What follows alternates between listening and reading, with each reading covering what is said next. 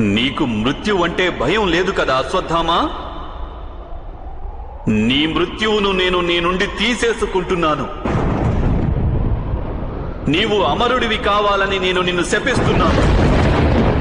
నీ శరీరంలోని అణువు రగులుతుంది. శరీరంలోని ప్రతి అణువు నుండి చీము రక్తము స్రవిస్తాయి. నిన్ను సమీపించే సాహసం ఎవరూ చెయ్యరు అశ్వత్థామా. ఏకాకివై కాలాంతం వరకు పృథ్వీలోని కొండల్లో కోనల్లో అలమటిస్తూ ఉంటావు. ప్రతి క్షణము మృత్యువుకై పరితపిస్తుంటావు. అయినప్పటికీ నీకు మృత్యువనేది ప్రాప్తించదు. అజ్ఞానంతో జీవిస్తావు, అంధకారంలో జీవిస్తావు. ఈ సమాజమంతా నిన్ను వెలివేస్తూ ఉంటుంది. అయినప్పటికీ నీవు జీవించే ఉంటావు అశ్వత్థామా. నీవు జీవించే ఉంటావు.